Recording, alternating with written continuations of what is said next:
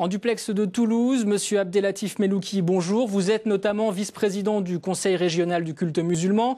Après les tragiques événements qui viennent de se produire, comment se sent la communauté musulmane à Toulouse, dans votre région? Surtout maintenant, elle est très inquiète par rapport à aux réactions, surtout des personnes qui vont continuer à faire l'amalgame. Même il y a des fois un sentiment de peur.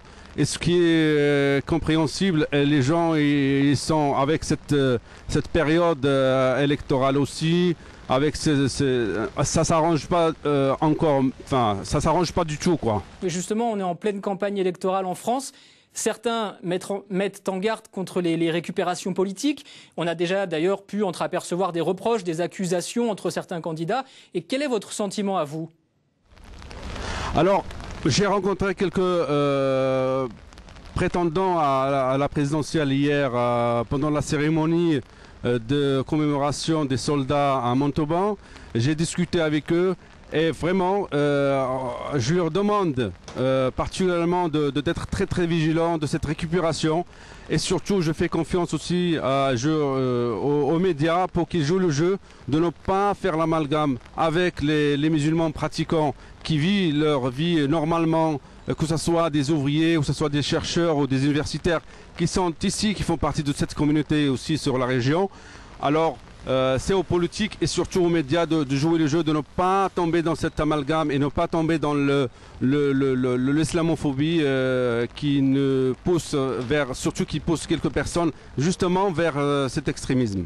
Enfin, une dernière question, Monsieur Melouki. Aujourd'hui, quel message, en tant que responsable de la communauté musulmane, voulez-vous faire passer?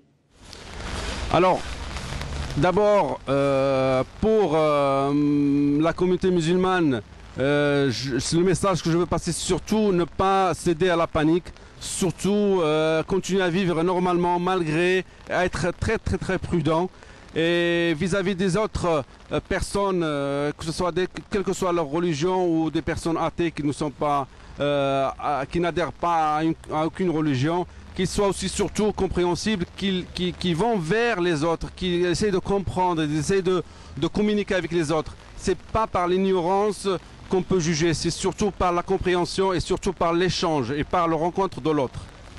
Monsieur Melouki, vice-président du Conseil régional du culte musulman, merci beaucoup d'avoir répondu à nos questions. Merci à vous.